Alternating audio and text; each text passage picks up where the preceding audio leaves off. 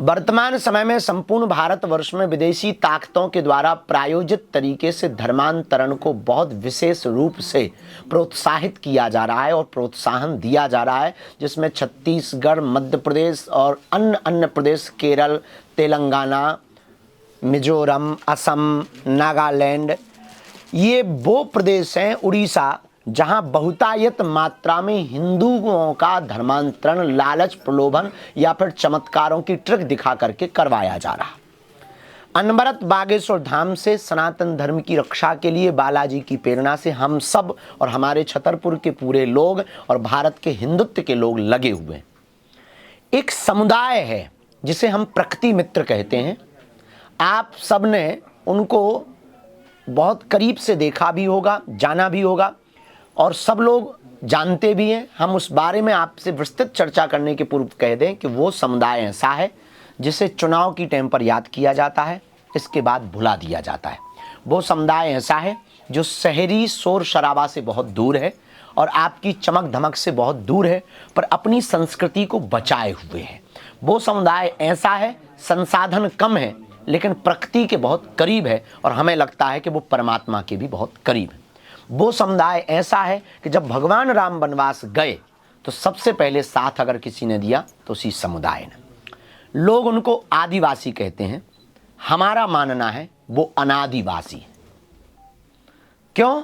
क्योंकि वह एक ऐसा वर्ग है कि जो जंगल में भी उत्साहपूर्वक रहते हैं, मंगल मनाते हैं।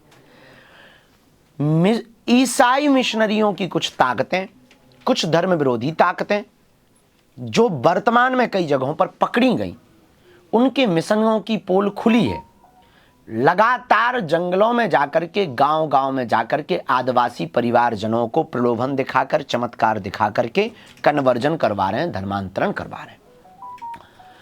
हमारे सनातन धर्म में हम सबको अगर हिंदू राष्ट्र बनाना है तो सबसे पहले हिंदुओं के धर्मांतरण को रोकना पड़ेगा।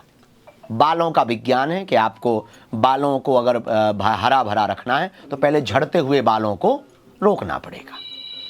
आदिवासी परिवार हमारे परिवार के अभिन्न अंग हैं। अब हमने एक नया प्रण ठाना है जिसके लिए आपको बुलाया है। वो ये बुलाया है, आज 19 जनवरी को पूरे मध्य प्रदेश के कुछ जिलों के, कुछ प्रदेश के बाहर के जिलों के, अन्य प्रदेशों के आदिवासी परिवार के लोग आज यहाँ उपस्थित हो रहे हैं। लगभग 6 बजे तक एक आयोजन होगा। उस आयोजन में आदिवासी भाइयों से 1-to-1 संवाद कुछ लोगों से होगा और उद्बोधन होंगे और 3 संकल्प दिलाए जाएंगे।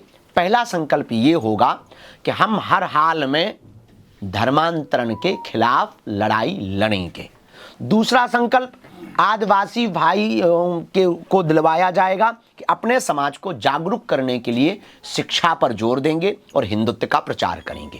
और तीसरा संकल्प जो दिलवाया जाएगा वो यह दिलवाया जाएगा कि गांव-गांव में हिंदुत्व को बचाने के लिए, जिलों में, गांव-गांव में, कॉलोनियों में हनुमान चालीसा बागेश्वर मंडल बनाया जाएगा, जो पूरे देश में भविष्य में अगर किसी भी प्रकार से रोड पर, सड़क पर उतरने की जरूरत पड़ी तो वह सभी बागेश्वर हनुमान चालीसा मंडल के श्रद्धालु, सदस्य, मंडल के सेवादार एक साथ सड़क पर उतरने के लिए सेना के रूप में तैयार रहेंगे।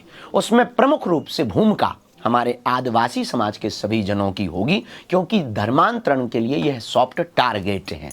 इसलिए हमने प्रयोग किया कि अब हम पूरे देश के आदिवासी परिवारों को एक करेंगे और सनातन धर्म के लिए उनके साथ संवाद करेंगे।